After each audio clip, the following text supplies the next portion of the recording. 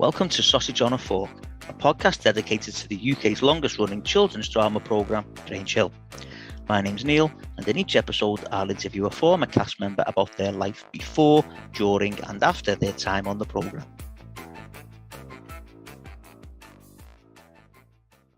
Okay, welcome to the latest episode of Sausage on a Fork, and I am absolutely delighted to say that I have been joined for this episode by none other than Jade Williams, who played Zoe Stringer. Jade, welcome to Sausage on a Fork. Thank you, Neil. Thank you so much for asking me. No, not at all. Not at all. Well, what we'll do, Jade, is we'll start this episode the way we start every episode. And if you could tell us how you first got into acting. Yeah, so I first got into acting. I used to go to a little dance school, and it was a little community hall. It was a really sort of uh, just a really community-based dance and drama group. And interestingly, Charlotte McDonough went to the same little dance group. She was one of the podcasts that I listened to because me and Charlotte, we've our lives have sort of intersected so many times through the years, but we both went to this dance school together, and then long lost contact for a while, and then met each other up again with each other again at school. But I went there when I was a little girl, and I must have been about 6, 7 when I started there.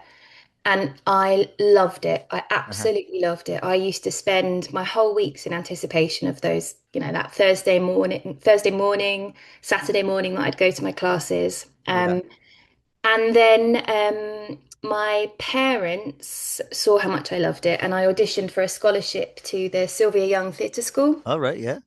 And I got a full scholarship to go there when I was 8. So I went there from when I was 8 until 16. There's no way I could have afforded to go to that school without that scholarship. And is it okay to go off on a tangent right now? Well, you certainly go any tangent you want. Thank you. Because what's funny about mentioning Sylvia Young is that the week that you asked me to come on your podcast was the week that Sylvia died. All right. And I went to her funeral, and I've had a real kind of reckoning with my past and with my time at Sylvia Young.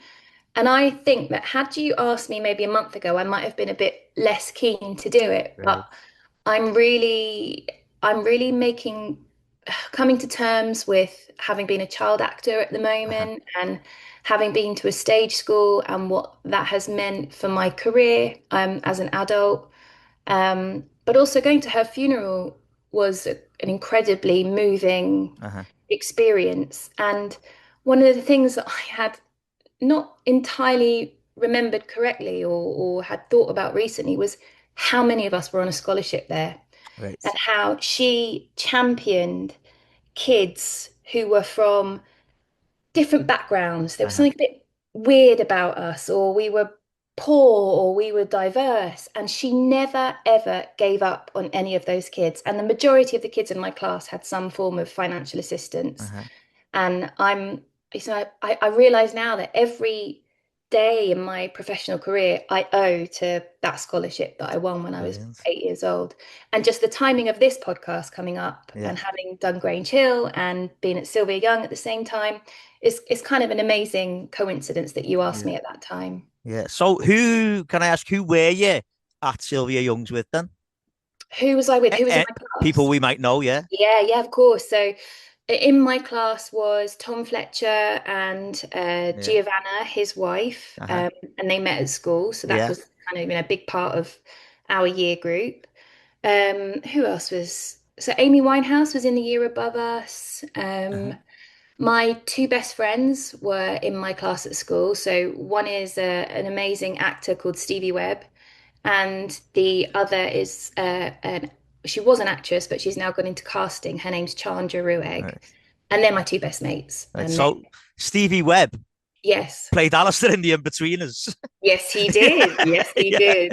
Yeah. Stevie is a very, very dear friend of mine. And he's got some really exciting projects going on at the moment. He's got some stuff coming out next year that you're gonna love, that are really exciting. Brilliant. And you've worked with him as well on a couple of things. Yeah, I have. It's so weird. So Stevie and I did we've worked together a few times. It's so weird. I think one of the first things we did together was a cartoon series about Paddington Bear, Yeah. Yeah. and we played Judy Brown, and he played my brother, and that was fun. We loved Right. that. Yeah. And then I'm trying to get this in chronological order. We did Bad Girls together. So I think Right. we played cousins in Bad Girls. Uh-huh. And then the big job that we did together was a couple of plays at the National called Chat Room and Citizenship. And that was with two of our other best friends we met on that job. And we were young and getting paid really well, doing these brilliant plays, and we had a very fun time. That's all Brilliant. I can say about that.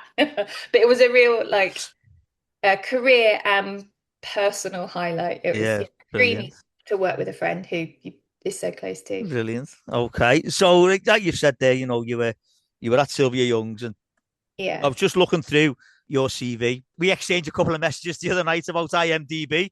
Yes, As I always say, it's not the most reliable source of information, but me and you have talked about your IMDb page, so we have. I'm pretty sure what I've got down is correct. Yeah. So you were in Black Hearts in Battersea, Yeah. right? And so you were in 6 episodes of that. Now, when I looked through that, the cast on that was like was something else. I know. When you're a kid and you get in something like that, are you aware of how famous those people are? Because I'm just looking, like Annette Badland and John Altman and Celia Imrie Yeah. and Philip Jackson and Denzel Kilvington, who've been in Grange Hill as Yeah. well. Are you aware of how big these people are, how famous they are? Like, No, not really. The only one who from Black Hearts that I was aware of would be John Altman, right. from his time on EastEnders. Yeah. He was the one who I was like, oh, it's Yeah. a bit scary. They were all of them, without exception, were that was a really special job. I had no awareness of who they were or what a quality drama Black Hearts Yeah. was. It was something quite special. Those big tea time dramas that the Uh-huh. BBC used to have on a Sunday afternoon. Um, but my memories of that are just glorious. It was a really, really special job. Yeah, brilliant, brilliant. And then there was like a couple of other things and Plotlands, Yeah, and something called Wavelength, which I know you were only in 1 episode for. And then of yeah, course you've mentioned Paddington, yeah. and I just looked at 39 episodes. Was that as a child actor again? Was that a lot like weirder, just like going into a recording studio and doing it that way, or were you all together when you No, were doing it? we didn't do it with the adults. We did our stuff separately, but I do Right, remember going in with Stevie a lot and having sessions at the same time. right. Um, I we did a lot of voiceover work as kids, Ah, actually. right, okay. That was quite a that environment felt quite natural. Ah, right, okay. We were quite comfortable doing that. Yeah. Um, yeah, and I've kind of carried on doing lots of voiceover work throughout my career. And Right, brilliant. actually a lot of that, the work that I do now are connections that I made when I was like back then. Wow. Right, Yeah. brilliant. Brilliant. Okay, so then we'll talk about Grange Hill. Yeah. So how did that come about? I think it was just an audition that Right. came up um, through Sylvia's. Um, and Grange Hill was a big deal. Uh-huh. I remember sort of going up for the audition and it being exciting, Yeah, it being a big deal. And I always used to get so excited to go to Elstree and Borehamwood to the brilliant. studios. They Yeah, were to go to the studios there to the BBC. And I still now, I get such a thrill, get such a rush of excitement to go there. brilliant. And did you audition for the part of Zoe? Yeah, yeah. Right. Okay. Okay. So, like we say there, you did get the part of Hmm. Zoe, and it was series 21, which went on air in 1998. And you were there as a first year seven. Uh, Yeah, but the way those year sevens were introduced was not the typical way that yeah, year sevens were introduced, because your first scene, like your first episode, there was a caveman day. It was like a day out in the woods. It was caveman day. Your very very first scene that we see is you on the coach, giving your name into Mr. Hankin, yeah. played by the amazing Lee Corns. Lee Corns has been on here, and he's a big advocate for the podcast as well. Oh, great. Yeah, he's great. So, like I say, it wasn't your usual the usual introduction, because normally it's like, right, first day of school, here's the Yeah. first years trying to find the way around. But this was like all on the coach out in the woods, Yeah. being different. And it's great when you watch it, but it just seems really strange that that was how they would. Maybe they just thought, let's go for Yeah. something different. Different. Do you know Uh, what's really interesting about that is that I was thinking about how I felt like our year group that year, and maybe it was partly being newcomers, being the year sevens, but we were always, I felt we were slightly sort of not embedded in right, the school fully. We definitely felt like the kind of the newcomers, obviously, but just it was something like we didn't quite fit in. right, And I wonder if because we filmed all those scenes first, yeah, I wonder if that sort of contributed to us feeling slightly like we didn't fit into the right. school completely. I And get I you. wonder if like the actors that did stay on for longer series, if they started to feel like they fitted in a bit more. But I had friends who were in other years Yeah. in Grange Hill, but I never felt like I could say hello to them when we were on Right. set. I was always like, "Hi, all right," and not I couldn't really chat to them because I felt so awkward. Wow. Yeah. Maybe it's because they decided to do us on location to introduce us. Right. You know, it didn't feel like we were doing Grange Hill during those Uh, scenes. It felt like we yeah. were doing some kind of site-specific Yeah. guerrilla filming. The thing with that was we get right from the start, we get a sense that Zoe was like a really friendly person and a Mm, really helpful person as mm. well. I've said it about other characters in the past, but everyone needs a Zoe in their life, don't they? Oh, They need someone there looking out for them, regardless of the situation, regardless of what's happened and what they've done. Everyone needs someone like Zoe in their oh, life, I think, because we see her like giving like a tissue to Sean to like get her trousers clean because Ian yeah, Hudson, being Ian Hudson, had made their trousers dirty, and then we then saw Zoe giving Adam just like a friendly smile, maybe like foreshadowing the future relationship. yeah, And on that, whenever I put an episode of the podcast out, I run a guest to guest competition online for people to guess who the next guest is going to be, and the first person to get it right gets to ask a question to the following guest. okay. So I've got a question here from Sammy Hag. Sammy's a big follower of the podcast. He's got a few of these in the past. Like, so his question is, I've just mentioned Adam there, played by Sam. What was it like working and filming with Sam Bardens? Because obviously, I would say a good 90% of your scenes were filmed with Sam and Adam's story. That's the question. What was your Yeah. working relationship like with Sam and filming, doing all that filming with him? It it was a really positive working experience I can remember. And I definitely remember me and Sam being the slightly more serious members Right. of our year group. So the rest of the gang were maybe just a bit more jokey and a bit more jovial, whereas Sam and I were like the slightly more reserved, a bit more shy, just a bit more serious. And I Uh-huh. think that that actually really helped because a lot of the scenes, particularly for him, Yeah. quite were sensitive Yeah. and actually re-watching the ones that I have done in the past few days, I think he did such a brilliant job. Mhm. I think it was really well done, and I found it really moving seeing Yeah. the bullying story that our series Yeah. told, and I think he did a beautiful job with it. But I do remember the two of us just being the quieter, more serious, bit more reserved cast Yeah. members. And actually, I hope that that served our on-screen Yeah. relationship well too, because we were dealing with sensitive Brilliant. topics. I meant to ask you this at the start. I forgot. Yeah. Wait, had you been a fan? You said it was massive, but were you a fan of Grange Hill? Not particularly a fan, just had this mega awareness of Right. how important it was culturally, Uh-huh. and knowing that my parents just I mentioned I grew up on a council estate in Hendon, and they had a lot of respect for Grange Hill. It was something that they were really happy that I was doing, and Brilliant. it meant something to them. Yeah. So I wasn't a fan, but I definitely felt how important it was culturally, and I know that when I was in it, it wasn't in its halcyon days. It Right. wasn't its peak, but I still felt that. I still felt its cultural importance. Yeah. It felt very clear to me.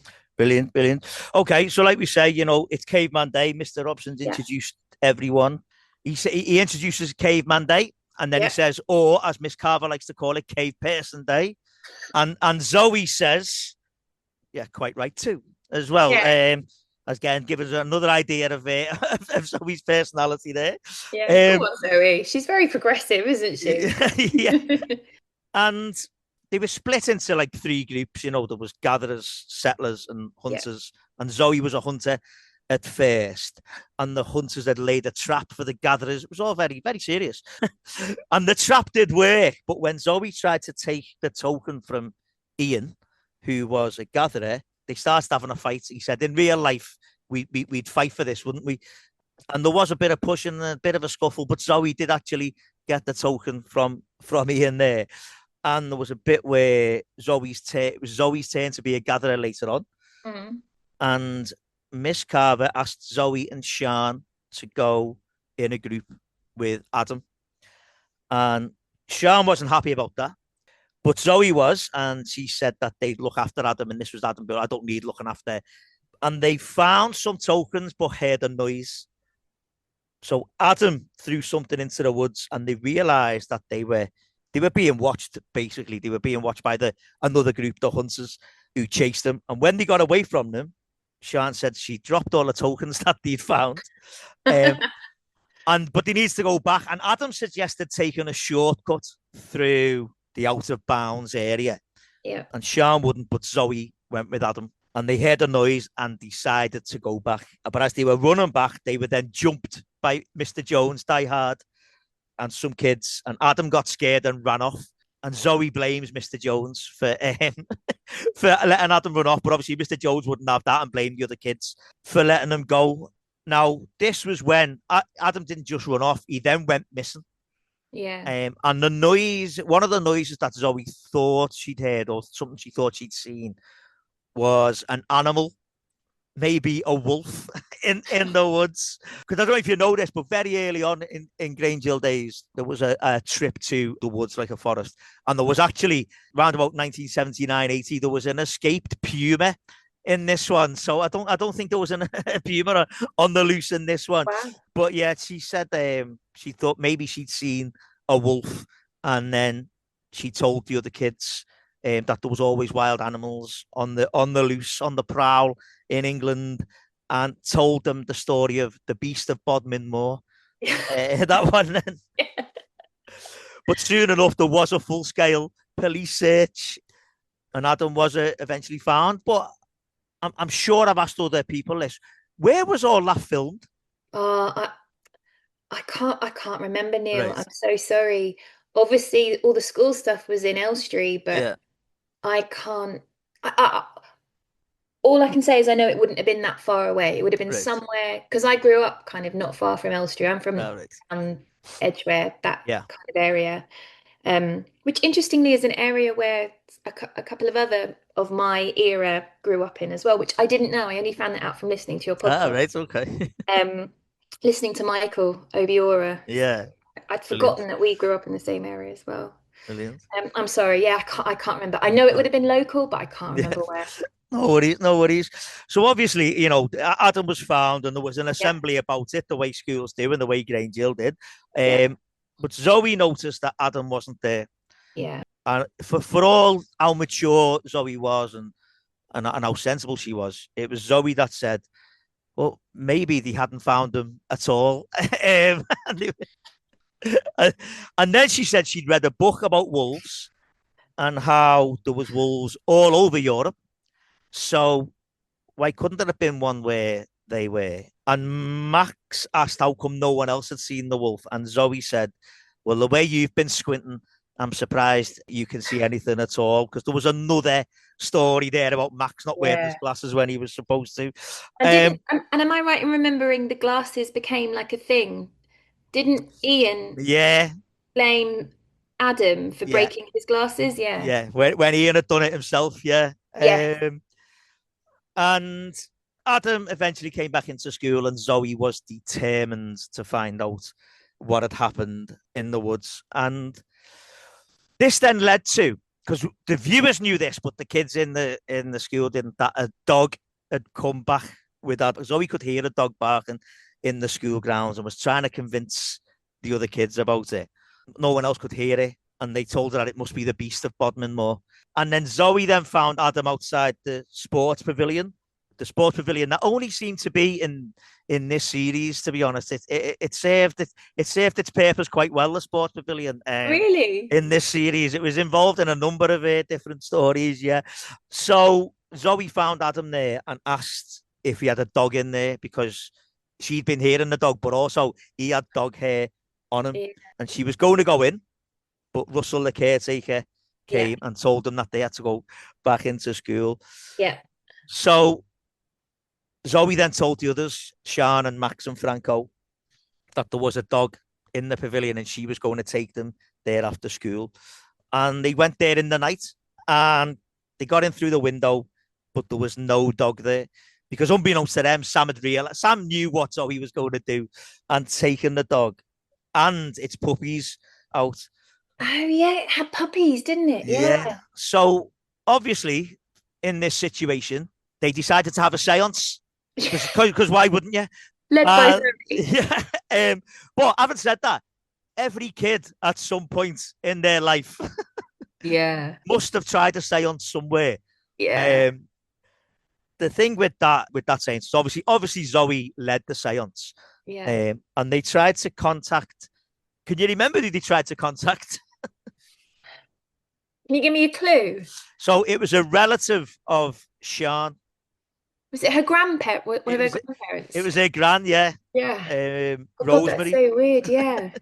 But I don't. What's funny about the kind of Zoe being this sort of supernatural one of the group, I don't really remember that being a major part of the character when No. I auditioned for it. I remember kind of her being sensitive and the support for Adam. Yeah. But I never really remembered her sort of her love of the occult being like a major part of the character. So it was clearly something that I must have brought to the audition, or something that, like in our early days of filming, I don't know, that they thought, oh yeah, let's make her the one that can bring up dead people. Brilliant. Probably because I'm so pale. So Sean said, can we contact me gran? Because a gran had died when she'd been on holiday. And they started the seance and the candle blew out. They forgot the fact that it was dead windy outside. They just thought, oh, it's a spooky thing. Then there's a thud. The door blew shut. And then Zoe then said, is there anybody there? Can you remember what happened then? Was it somebody responds? Was it a teacher? It was. It was. It was a male teacher? It was. It was Mr. Robson. Mr. Robson. Isn't that amazing? I can't believe I remembered that. Is there anybody there? There most certainly is. And that's the end of the episode. Yeah. Because he'd heard the scream. He'd heard them screaming but that must have been a ball, like filming that at, like doing a night shoot. I imagine it was a night shoot, would it have been? Yeah, it must have been. Yeah, like just the four of you together, like you must have been having a ball there. Like, totally. What I remember about that is it feeling naughty? Right. Of like, we shouldn't really be doing it. And obviously it's because we were not in the school. We're sort of, again, like slightly removed from the school. Being late at night. And we were in our own clothes. We went Yeah, we were in our own clothes as well. Definitely had like a naughty edge to it, definitely. Right. And the fact that, when you're that age as well, and like you said, I remember doing like a Ouija board and like what that felt like. And, almost there being the sort of like, I can't believe we're gonna kind of attempt to summon dead spirits. It having a really naughty thrill about it. Yeah, brilliant. And so obviously they called into Mr. Robson's office the next day for a telling off, but he was interrupted when there was a phone call for him. And he told them to stay in the office, but they weren't allowed to speak or move. And I don't think we ever saw him go back in to finish the reprimand or to let the kids move. but obviously they did, because we then see them again Yeah. later on. And you mentioned earlier on the fact that there was this bullying going on with Adam, and they told him that they were going to get him after school, and he ran off and he dropped his travel pass, which had the photograph of him and his mum when he was younger, and it was Zoe that found it. And when she tried to give it back to him, Ian turned up again, because Ian was relentless. And I've said this to John, like I've said, Ian was just horrible in that series, wasn't he? He was just relentless. Has he been on the podcast? Yeah, he was one of the first ones. Yeah, he's a good lad. Like, he turns up, calls him Wolf Boy, because that was the name that he loved for him, and then Adam ran off again.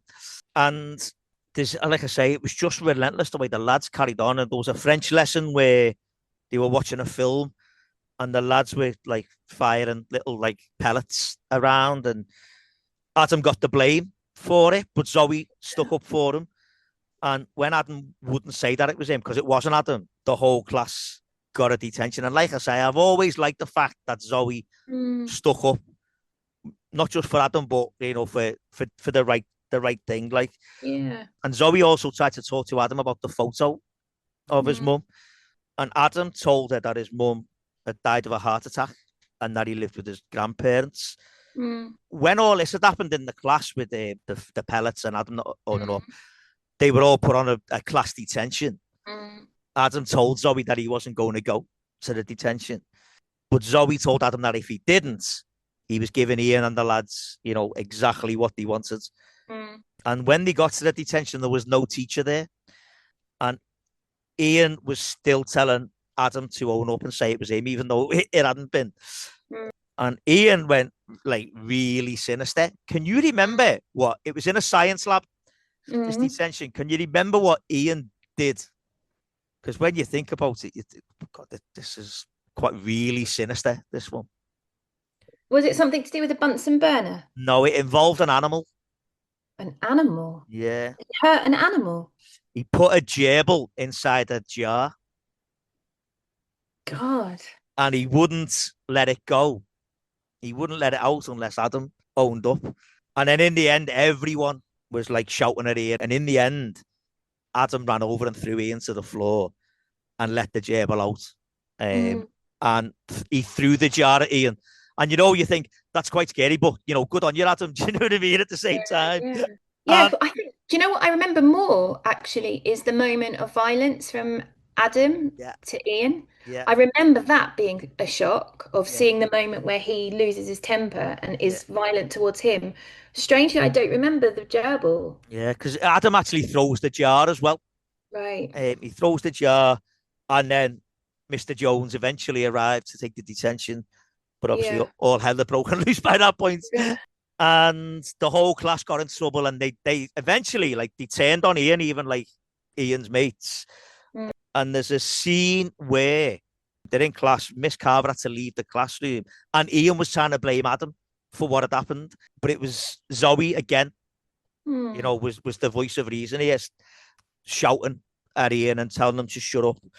And as she says, shut up, it's a classic television trope, because Ian does shut up, but not because of Zoe, because Mr. Robson's walked in behind her.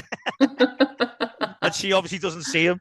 And it's all about Adam. And that your main storyline was the fact that Zoe was Adam's friend, which is why I'm talking a lot more about Adam than Zoe. And there was a thing where Adam had been staying at Miss Carver's house. Yeah. She was the only teacher who was really kind to him, wasn't she? Yeah, she was the one who she always on his side, like.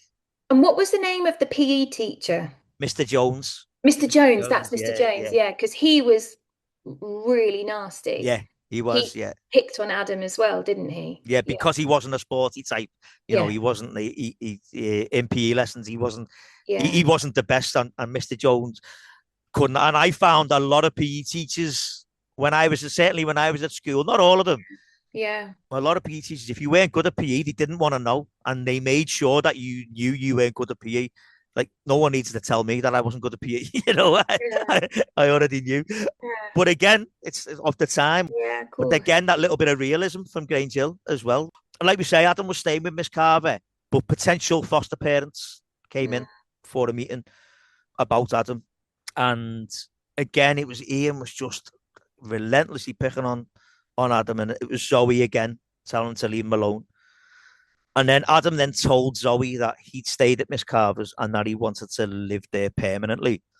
Oh, so sad. It was. It's like it's Um, a really really like sad storyline. And Zoe then had a chat with Miss Carver, and Miss Carver asked Zoe if she knew if Adam was still in contact with his mum. mm. To which Zoe replied, "I don't think he believes in ghosts." And then that's how that's how Miss Carver found out from Zoe.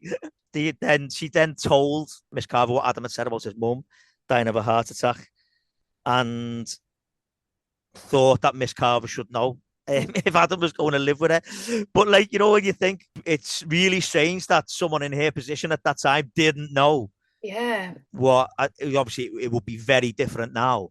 Yeah. But at that time, that someone in her position didn't know the history of Adam. But we then found out, the viewers found out, that Adam's mum hadn't died of a heart Yeah. attack This is what I remember. and she'd actually been murdered. Yeah. And of course, Miss Carver talked to Mr. Brisley about what had happened.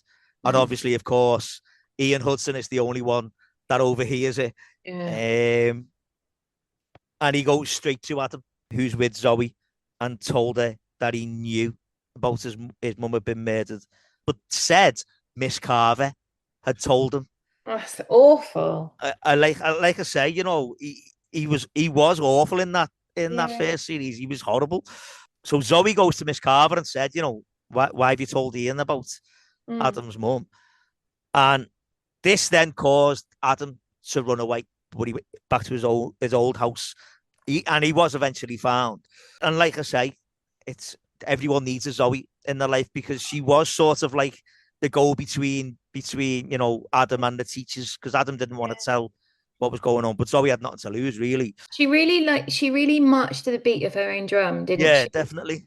In and that even was reflected in how she dressed as Yeah, well. yeah, That there was always something a bit different about what I was wearing compared to everybody else. There was yeah, just something that was slightly rebellious as well. Like you can't pin me down. I'm gonna yeah, show some of my personality in like my kooky knitted rucksack or yeah, something.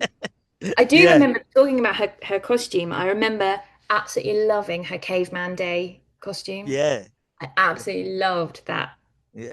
outfit. Did you ever have any say in what you Yeah, would wear? yeah, All we right, did. okay. We did, definitely. Cool. Okay, so then that moves us on to CDs 22 Yeah.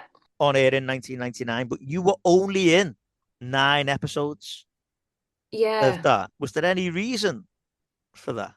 I think so that year will have been, what year is that, Neil? That was on air in 99, 99. so So you I probably filmed in 98. so I would have been going into year 10 at school. Right. So maybe it was coming up for exams. Uh-huh. Um, but I do remember I do remember knowing that I didn't want to do lots of series Right. because I think, and this is me being really honest with you, I think I was a little bit disappointed with storylines of what I'd Right. hoped that I would get. Uh-huh. Um, and I like because it's interesting because what we've been talking about so far is that Zoe, an amazing character, and Yeah. I'm so proud that I was part of Grange Hill. I really am. But actually, she was quite a supporting character Yeah. to the rest of the year group. And I think, if I'm being really brutally honest, I'm sure there would have been a little part of me that would have been like, no, I want my own storyline. Yeah. I want something substantial and I want something challenging Uh-huh. um and I'm sure that influenced any decision that I made Right. about how long I wanted to stay. Yeah. Plus, coupled with the fact that school exams would have been coming Yeah. up. I mean, because it does seem strange that there is this strong character Mm, there mm. not getting her own storylines apart Yeah, from the seance, really. yeah, You yeah, know, yeah. You're right, and you know, in some ways, I some of the work that I did in like my last year of school, I did some really brilliant projects in hmm my final year at school. I was in Prague for 4 months, and I did a film about Anne Frank in my final year of school, and I did something called Lloyd and Hill as oh yeah, well, yeah, where I played like a young schoolgirl who actually ended up being the murderer of this whole TV series, which interestingly was directed by Philippa Langdale, who directed my first ever episode of Grange Hill. wow, So in some ways, I did get yeah, to have the like challenging storylines that I really wanted yeah, with a director from Grange Hill. It just wasn't on Grange Hill. yeah, yeah, Um, but yeah, I loved it, and all my memories are really warm and affectionate. But definitely, I would have liked to have yeah, been a bit more central and have something a bit more challenging. yeah, And maybe if I'd stayed, maybe that would have come in time, and maybe you have to earn your stripes. yeah.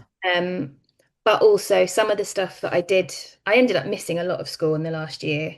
hmm Um, and but doing projects that were serious and were challenging, and Yeah, the kind of stuff that I wanted to be yeah. doing. Brilliant. Okay, so that series there, like I say, you're only in 9 episodes, Yeah. and there's the the biggest thing really was all the football stuff. The lads were playing football, and Ben had joined. Ben Miller had joined, and Franco wasn't happy Yeah. because Ben had been putting the football team ahead of him. And Zoe told Franco if he was a good enough player that he could afford to be nice to Ben. He'd get back in the team basically because he was always the voice of reason. And she also told Ben not to take any notice of Franco. But there was another scene there that Yeah. I needed to mention, a bit where Zoe and Adam were walking down the corridor and they can hear a strange noise coming from the music room. And can you remember what it was? Yes, I do remember. Was it a brass It instrument? was, Chance. Yeah. It's tuba, the tuba. yeah. So Max wanted to learn to play the tuba. Um, And it's great because there's like a scene just a little bit later. They're all in an English lesson together, and Max is playing an imaginary tuba, Oh. and they're learning about alliteration. So Zoe turns to the girl next to her and says, "Zoe zaps Max's chubby cheeks." Because as you say, Max is there with this imaginary tuba and he's puffing his cheeks out and everything. Mm. So she reaches behind him and basically like smacks his cheeks Does from that? behind. Yeah. So yeah, so there's that, and like we say, the football seemed to be a big thing for the year Yeah. eights in that one, and this is where we get a little bit of a different side to Zoe's character, and maybe she was Yeah. growing up, I don't know. Yeah. Zoe went to watch the football match with Adam, and there's a conversation where Zoe says they're not bad, are they? And Adam goes, well, yeah, but they're only winning by 1 goal, and then she then tells Adam that she wasn't talking about the football team. She was talking about the kits that they were wearing and the shorts that the lads had on as well. And like I say, it was just that little bit different, a little bit of a different thing for Zoe's character. Yeah. Do you think, was there ever any, because I can't remember this, but is there any like whatsoever, particularly in those 9 episodes, is there any sign of like any hint of romance between Zoe and Adam? Not that I'm aware of. Right. No, Mm. I don't know. I don't know if Adam would have realised, even if Yeah. there had have been. What I did notice was, obviously, Tilly, who played Sean, Mm. had left by then. Mm. So Zoe was the only main girl in Mm. that group as well. Mm. So and Adam became more one of the lads as well Yeah. as Zoe did, to be Yeah. honest. Yeah. So I don't know if there ever would have been if there Yeah. was certainly not in that year. There would have been romance there, like Mm. because it was all about the football. Grange Hill going through to the final and winning the cup. Yeah. But we'll have more on the cup, the football cup later. Is the oh yeah, I'm Yeah, remembering what happened to the yeah. cup. Yeah, yeah. So there's a bit where Mr. Hankin in the science lesson asked the year eights to weigh themselves for a class experiment. They were going to see like averages, and they were doing all sorts of different statistics on it. Yeah. But Zoe wasn't happy with Mr. Hankin asking them to weigh themselves. But Mr. Hankin said, oh, we'll do it behind the curtain. Yeah. So no one else would know their weight. And this is amazing. Like, she is just a voice of the future. yeah, but she's even like rolling her eyes as well when he's saying it.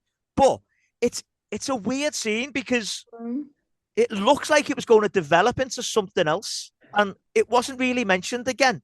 It was really, I thought, this, like when I was researching it the other day, I thought, this, something's going to happen here. Like, but like they go behind the curtain, they get weight, but that was it. And it's almost like it's just a scene just to fill up a minute of the program, Yeah. The rest of my year group is in the full series, aren't they? Yeah. Yeah. Yeah. I wonder what happened. Like, why? I don't know. Yeah. Yeah. And like I said, we said a minute ago, the football team won the district cup. Yeah. Against St. Joseph's, but the St. Joseph's lads broke into the school and pinched it. So the lads hatched a plan to get it back. And they grabbed one of the St. Joseph's kids and told them to take the trophy and Ben's football boots, which had also been stolen, to the waste ground, or there would be trouble. And Zoe, again, heard what the lads were up to. Yeah. And told them that they needed to be careful. The lads told her to keep out of it because it was man's business, was the actual phrase that they use. To which Zoe then said, yeah, you don't know how true that is. To Ian, basically saying, if it's man's business, you shouldn't be getting involved. So she then got a note to the staff room for Mr. Jones, but Mr. Jones didn't actually see it. So Zoe went and got it back from the staff room. She eventually found Mr. Jones and she showed him the note explaining what was going to happen. When they got to the waste ground, the lads had gone because St. Joseph's had turned up mob-handed and chased them off. Now, they did eventually find the lads, Zoe and Mr. Jones, and they stopped Ben and Franco from getting a beating, to be honest. But the lads, and obviously the lads were spoken to and told not to fight with the St. Joseph lads. And Zoe then came up with a plan of how they could get the trophy back. She said that they should listen to it, and the lads did reluctantly agree to it. And we saw Zoe and the lads chasing one of the St. Joseph's lads. Yeah. And they grabbed him, and Zoe got and told him to tell me where the trophy is, or I'll set him on you, pointing to Ian. And the lad told her that it was in the cup was in Nigel's bedroom. And Zoe again told him to show them where Nigel lived. And you see it in the bedroom window, the front bedroom window. Yeah. And Zoe said she had a plan figured out. Can you remember what the plan was that she had figured out? Oh my God. So you were talking about romance like a couple of minutes ago. Yeah. So I knocked on the door. Yeah. I knocked on the door. And there's a parent there. Yeah. Yeah. And then I can't remember. Do I say I'm going on a date, or? Yeah. So Zoe pretended that Nigel had dumped her. She'd been going out with him, and Nigel had dumped her. And while all this is going on, Ben had sneaked into the house through the back. It's amazing. She was there, like with the mum, saying, she's properly laying it on thick. She was in love with him, and she couldn't eat, she couldn't sleep, and all this. I would have loved doing that. And while all this is going on, Nigel and his mates turn up at his house. And Nigel's mum went inside, and Ben's still upstairs getting the trophy and getting his boots back. But Zoe doubles down on this. She takes it one step further. And when she sees Nigel, she runs over to him and like hugging him and jumping him and all sorts. And we then see Nigel's mum on the phone while Ben's still upstairs. And whoever's on the phone, the mum's saying, Nigel's got himself a girlfriend and all this. Yeah. She seems really nice. Yeah. Weird, but nice. Yeah. I think she had Zoe figured out right from the start there, to be honest. So good. Nigel noticed, he looked up and saw that the trophy was missing from his room. So he opens the door, and him and his mates run inside the house as Ben is climbing out the downstairs front room window. Brilliant. And, mission accomplished. Yeah. They got the trophy and they got his boots.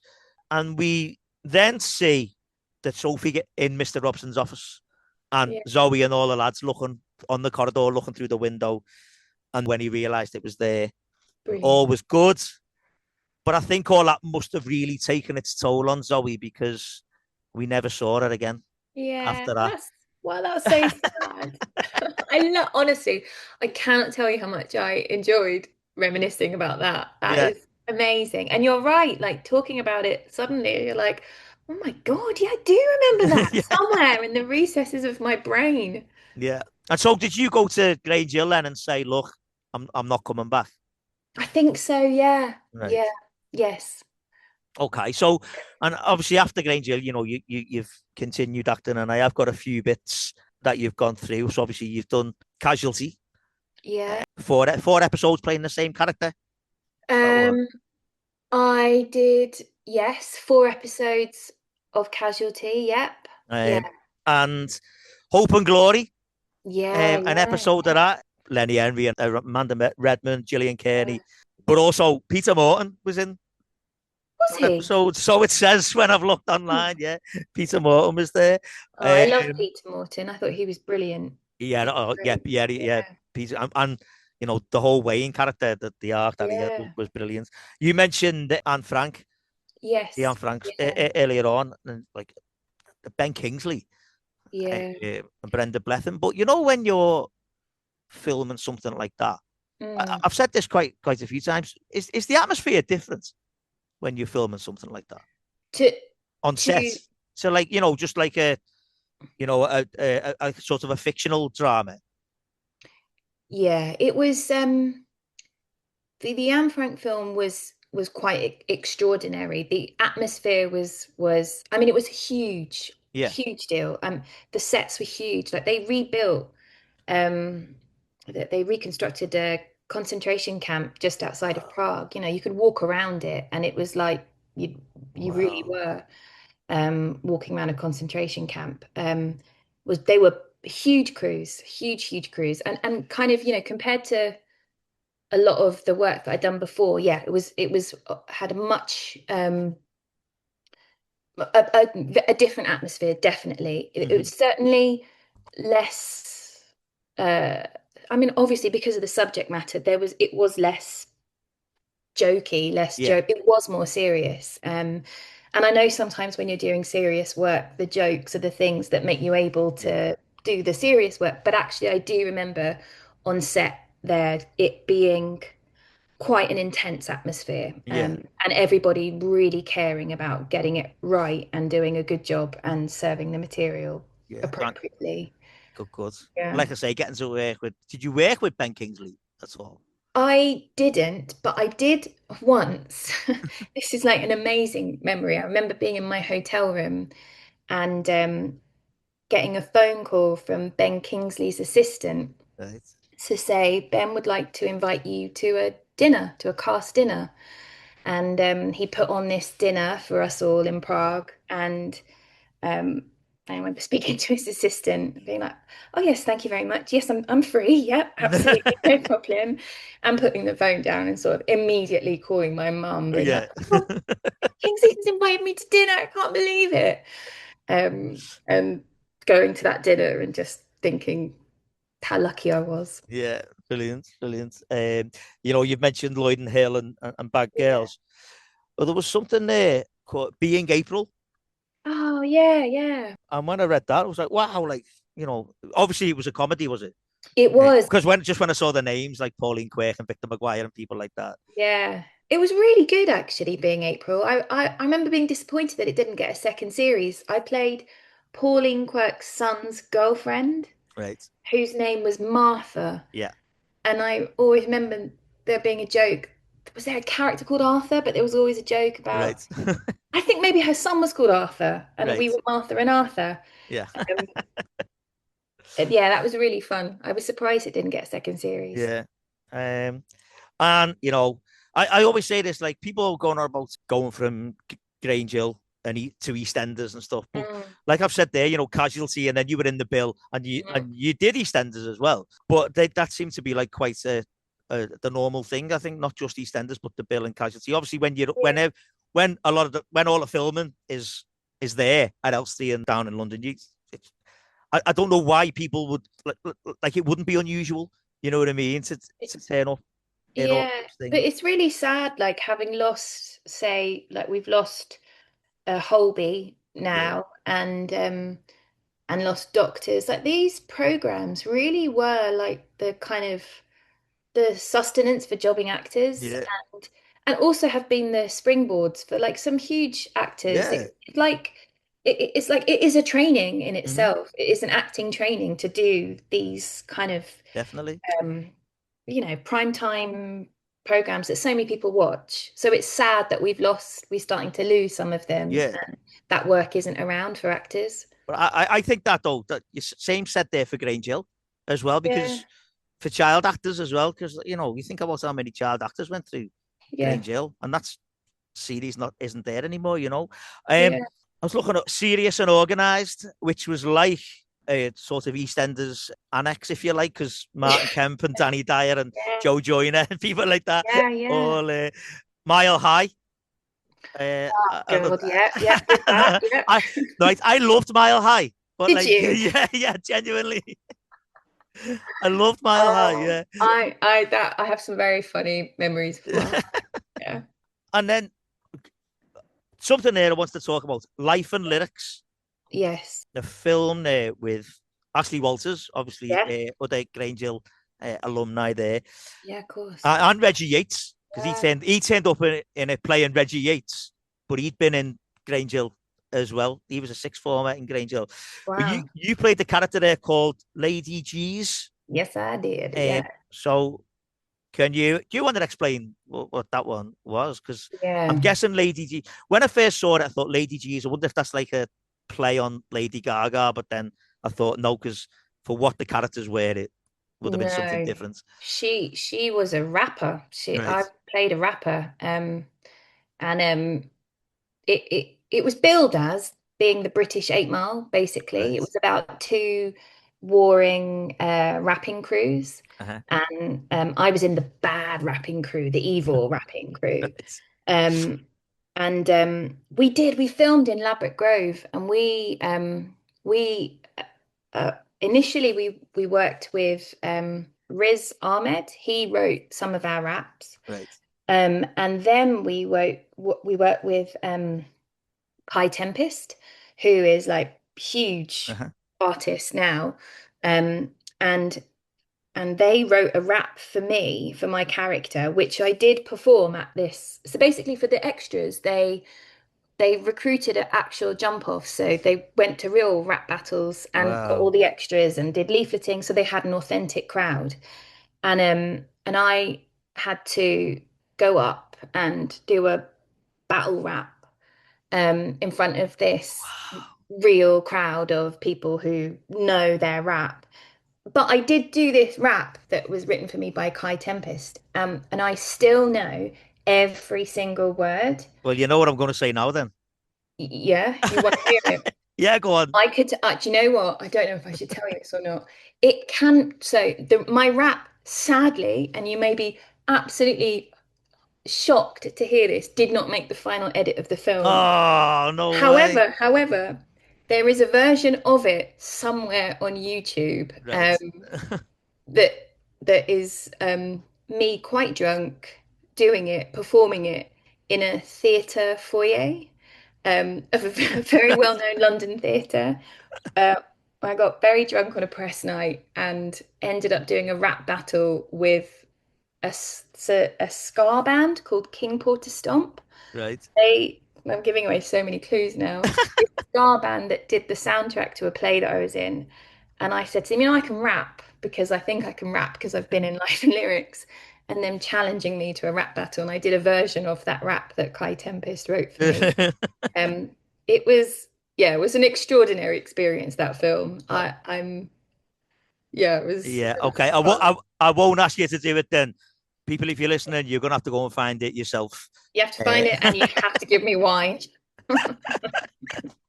brilliant, brilliant. Okay. And then we mentioned Holby, but the episode you did of Holby Robert Powell was in.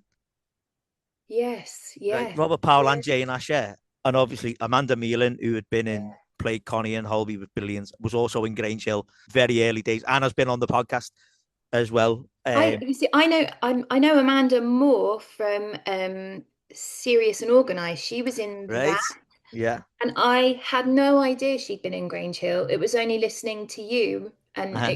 you talked about her on one of the episodes that I listened to, and I was like, God, she was in Grange Hill. I had no idea. Yeah, yeah. You weren't at the mercy of like eye roll or a stare, were you? When you were in Holby, No, I'd because been terrified. she had the she said so much with her eyes Yeah, in Holby, she's like she's brilliant. brilliant. She actually, but she did play in Serious and Organised. She played a pimp. She played like a female pimp, Right, basically, and I was one of the prostitutes. right. So I remember her more actually being really scary on Serious and Organised Uh-huh. because she's this quite tough pimp, Yeah, and I was playing her like kind of yeah, subservient prostitute worker girl, um, and finding her quite scary on that, quite yeah. intimidating. So Yeah. then moving on from pimps and prostitutes, then Yep. I noticed you did stuff for Shakespeare's Globe, Yes, right? yeah, I've worked there a lot. And is that like, is it difficult doing Shakespeare? Because everyone says, like, because of how good it is and how well known it is and how iconic it is it difficult when you're given a role in Shakespearean stuff? Um, I think if you think of it as difficult and you feel intimidated by it, or you try to recreate something from the past, Uh-huh. then you're gonna do, in my opinion, something that's not going to be very authentic and not going to be very good. Um, I I I loved doing Shakespeare, and I was always so proud that I'd done it Mm-hmm. because I said this to you, and it's quite fashionable at the moment to be like, I struggled, but I really did grow up in a on a really rough council estate, and my dad is a postman, and he left school at 15, and my mum has worked her arse off in various different jobs to make ends meet. Uh-huh. So for them to go to Shakespeare's Globe and see their daughter up there on stage, I've always been so proud of that, that I could give them that opportunity. And also, my dad's response to seeing my plays, in particular, is he always gives my most treasured response because he is Yeah, so honest, he's so authentic, and he doesn't come out with any of the bullshit phrases that yeah. you often hear a lot in the industry. He'll just say what he feels and how something made him feel, and he's just so real and authentic. And there is something in Shakespeare, like, of course, there are some words that we don't use anymore and you don't understand, but there's a feeling Mm-hmm. that you. I remember doing some Ophelia lines from Hamlet in school, and actually sort of not entirely understanding what they Yeah, all meant, but totally understanding the feeling because I knew what had happened to her. So I sort of knew how to say it because I could understand the emotional state that she was in. But you do also have to do your work, and you have to do your homework, and you have to yeah, know what everything means. Um, and then you have to just do it authentically. But I was really proud that I got to work at the Globe so yeah. much. Yeah. Brilliant, brilliant. I mean, I've said the thing about Shakespeare before. For me, as you said there about people not understanding it, I think I've only ever seen one Mm, Shakespeare performance. It was A Midsummer Night's Dream, yeah. and it was open air. It was down in Dartmouth. It was, Right. obviously an amateur Yeah. performance, and I remember sitting there Yeah. like I think I've said this on here before. Mm. Like when Homer Simpson's watching Twin Peaks, I was there just thinking I've got absolutely no clue what's going on. Yeah, because we, me Mm. mate who was like involved with the drama group. Yeah. It was the night. It just sounds like it was the night before he got married, and we'd all gone down to Dartmouth. And you went to see A Midsummer Night's Yeah, Dream. because there was loads of us had gone, so it wasn't like what could we do? He was involved with the group, but he wasn't in it that night. And he said to Right. me at the interval, "Neil, Oh. have you got any clue?" He didn't ask anyone else this question. He only asked me. Neil, have you got any clue what's going on? I was like, no, no. And then I Yeah, said, I've worked out it's like three stories. that's right. Yeah. I said, it's three stories, like the Love Boat, because that's what the Love Boat was. It was always three stories going on at once. That was my whole sort of linking to understanding Shakespeare there. But anyway, let's move on from that. I just thought it was great the fact that he didn't ask anyone else. He only asked me if if I was understanding what was going on.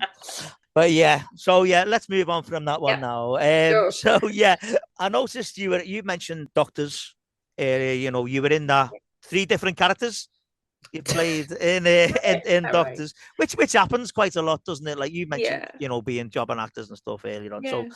so that happened because I mentioned that you were in EastEnders Mm, and you were in that as two different characters. And your yeah. second character, the nurse, you were in that Mm, like you were quite heavily involved in it.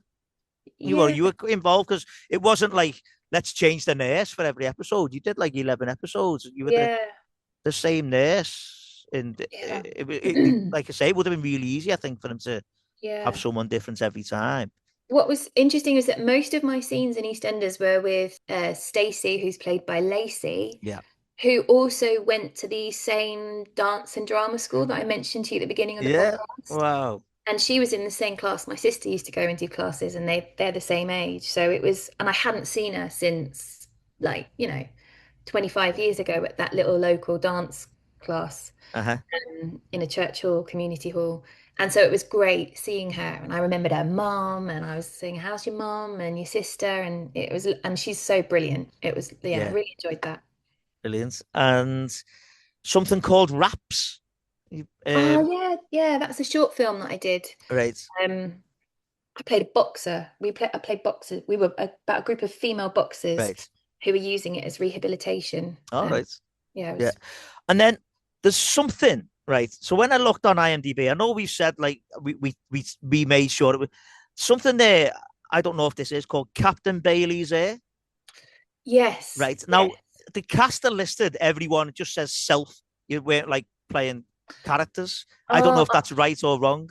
no, it is right. I tell what that is that is a radio play Right. that a radio drama that I did for an American radio station. Uh-huh.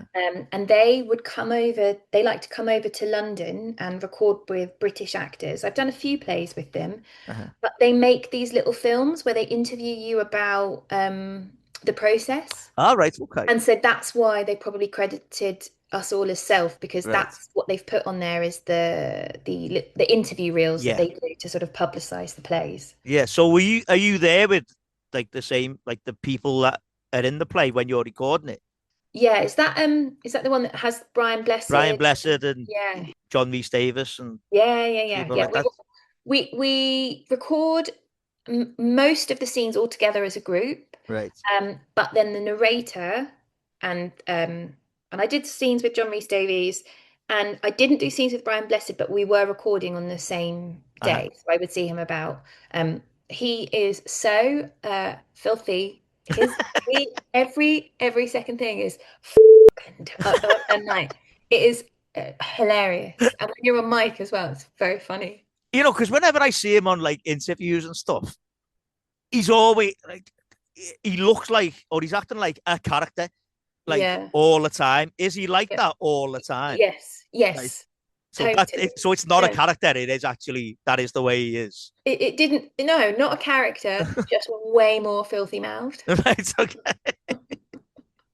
It just Lovely. because he just looks like because he's a massive bloke anyway. He's really Yeah. really tall, but to have like a huge personality to go with it Yeah. as well, He like he has he has extraordinary presence. Like yeah, even if he's not talking, yeah, he's just commands the room. And not he brilliant. doesn't want to. I mean, maybe he does, I don't know, but he just has effortless Yeah, presence in a room.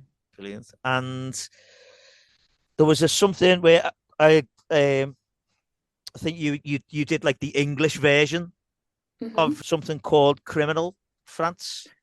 Oh yeah, yeah, yeah, yeah. Uh, Yeah. you a voiceover basically like Yeah, so that's part of the voiceover work that I do. So that's dubbing foreign language dramas. So I mainly do that for like Netflix and Amazon. Um, dubbing foreign All language right. Yeah, yeah, dramas yeah. into English, basically, for people who listen, who Right. watch programs in that way. Yeah, and you don't have to watch it previously to you're just doing your script the way it is. So how it works is you'll be in a studio and you'll have the scene playing on a screen, and then you'll have your lines coming along the bottom, and you have a band, a line, Right, I get and you. your line scrolls across the bottom, and you have to say the words as they hit the band. So Right. your eyes are kind of like you're doing two things with your eyes. You're having to watch the mouth movements of the Uh-huh. actor that you're dubbing, and also kind of look at the words and make sure Wow. you're hitting them at the same time. It's a bit like karaoke. I was going to say that. Yeah. Yeah, it's like weird karaoke. Brilliant, brilliant. And then I was going to say there's nothing else on your IMDb page. There is, but it's not you. Not Um, me. Don't do stunts. Sorry for yeah, that for stunt anyone listening, if you ever look on Jade's IMDb page, it lady. says that she's done stunts in Snow White and the Huntsman and Thor: The Dark World. But you told me categorically the other day that that's not you. I really wish it was, though. I really do. So there's nothing else then. Criminal France was 2019, and there's nothing Mm. else on your IMDb page. What are you doing then? Well, I think after that, I have done some theatre that will not be up on there. Right. So I was back at the Globe, doing a play in the indoor theatre after then. Uh-huh. Um, and then I did, I'm just trying to think. I've done a few plays since then, so that won't be on my IMDb. 'Cause I mean, it's interesting. Like I've done much more theatre in my Yeah. career than I've done TV and film. So there will have been plays that I've done from 2019 onwards. The last play that I did was a one-woman show called Every Woman, Right. which was at the Bunker Theatre. Um, and then I had a baby. So I Right. have a 3-year-old. So I've taken a little bit of time out just to spend Uh-huh. some time with her. And I've just I did a show at the end of last year, a little show, um, in London. And she's at nursery now, and I'm kind of auditioning again Uh-huh. and kind of getting back into it now. So, but I've been doing voiceover. I mean, since she was born, I've been doing lots of voiceover work, and that's kind of kept me going. Yeah. But in terms of other acting work, I'm kind of getting back into it now. Now Um, she's, that's the thing. I think sometimes like people don't realize that actors just if you're not on telly or in a film doesn't mean you're not working. And I think like yeah, a lot because a lot of people say, "Oh, I wonder what happened to them and why we don't see them." And so I yeah, wonder what they're doing now. Like, which is a natural response to everything. But I think a lot of yeah, people don't realize that there is so much theatre in the country yeah. going on. Yeah, Um, I've been, I've been really lucky in that I've managed to, since I was 8 years old, I've been an actor the whole time. I've managed to, that's my living. That's how I've yeah. earned my living, and I love it. And I feel very lucky. It's funny talking about all these people from Grange Hill because now I'm just thinking, what are they up to? I'd Yeah. love to know what they're all up to. Are you still in touch with any of them? No, I bumped into Michael Obiora, maybe about, oh God, how long ago is this? About 8 years ago Right. on the Northern Line, and Right. had a lovely chat with him. What a beautiful person he Yeah. is. Um, and I don't think there's anyone else. I went to Oh, school. So Charlotte McDonough, yeah. we were at school together until we were 16. Actually, did Charlie? I think Charlie might have left a bit. No, she did. She stayed until she was 16, yes. Um, and I had known her, since we were tiny, tiny kids. But I haven't spoken to her in a long, long time. No. All right. Okay. Well, we are coming towards the end of the interview, Jade, Yeah. and I've got the same few questions for Okay. you that I ask everyone Yeah. at the end. So, in the last couple of years, there's been talk in the press of a Grange Hill movie in the works. Like Phil Redmond has written it. What do you think of the idea of a Grange Hill movie? Oh, I think it will just be so different. I think it's great, and Yeah. I hope it happens. Um, but what's been so enjoyable about chatting with you is kind of going like, God, I can't believe we got away with that and Yeah, said that and they did that. And, you know, it will obviously be of its time now of yeah. 2025. And I'd love to see something authentic and Mhm. real about what it's like to be at school now. I think it's great. Yeah. And if you were asked, would we see a return of Zoe Stringer? Yeah, but only if they give me a really big storyline. Yeah. Yeah. You're not there as Robin this time, are you? You're No, there as Batman no, this no time. Yeah. grudges here. Yeah. Thank you, Okay. thanks you. So, you said earlier on that you knew about Grange Hill, but you didn't really watch it. But Yes. other than Zoe, who Mm. is your favourite character on Grange Hill? Well, uh, well, this is quite sad. But I would probably say Judy Jeffries and Right. Laura Sadler and that whole storyline with her and Ian Robertson. I I loved Laura Sadler and Yeah. I loved that character that she played on Grange Hill. And it's heartbreak. And she went to Yeah. Sylvia as well, so I All knew her from right. Sylvia's too. Um, it's heartbreaking what happened to her and the tragedies Yeah. in her life. So that's the character that I loved, Judy Jeffries, and that Yeah. storyline. Brilliant. And that, like everyone says with Laura, was you don't realize until Mm. you're actually how good she Oh, actually she actually was as well, and yeah. to be that good at that such a young age as well. Like, Yeah, she was uh, amazing. She was such a brilliant actor. And I remember a story about her that she was doing a play in Edinburgh, mhm. a really small play, and um there was one show, it was during the festival, and there were three people in the audience, and they were like, no, we're going to do the show. Got three people, it's fine. And one of the people was Dustin Hoffman in the audience, Wow. and saw her in that and thought she was amazing. Yeah. She Brilliant. was Wow. amazing. Yeah. Brilliant. What a story. Brilliant. Yeah. Okay. And if you couldn't have played Zoe, Mm. which character would you like to have played then? Well, I can't say Judy Jeffries because Laura was so brilliant. Oh, should I say? What was the name of that P teacher, Mr. Mr. Jones? Jones, yeah. Mr. Yeah. Jones, yeah. Because I want to make him nice because he was Yeah. so nasty to the kids. Brilliant.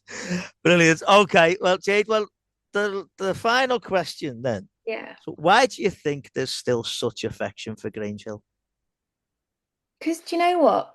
Because it was really good and because it didn't talk down to Yeah. kids. It never ever talked down to them. And because kids are truth tellers, they can sniff out when someone's being fake and kids aren't going to watch something if they don't want to. Yeah. It was always respectful of its audience, which was primarily young people, Mhm. and it never ever spoke down to them and it tackled really complex issues throughout its life, like the Yeah. whole lifespan of Grange Hill. It never shied away from tackling challenging issues and then doing the really funny stuff and Yeah. the big comedic storylines, um, which it needed to, Yeah. obviously. Yeah. But it never patronized its audience. It always had the utmost respect for its audience. Brilliant. Brilliant. Well, Jade, thank you so much for Thank coming you. on. It's been great talking to you and hearing your experiences, just not just Grange Hill, but all the other things that you've done as well. It has been great Well, thank you so talking to you. so much for asking me. And like I said to you at the beginning, the timing was quite amazing. Like Yeah. having someone wanting to talk to me about acting when I was a kid Yeah. during a week when I was kind of thinking about that period of my life and Yeah. grieving Sylvia Young. And so it's quite extraordinary timing. So thank you so No, much. not Thank at you for all. Not asking. at all. It's been great. So thank you once again. And to anyone that's listening, I'll speak to you next time. Cheers. Thanks. Bye bye. Yay.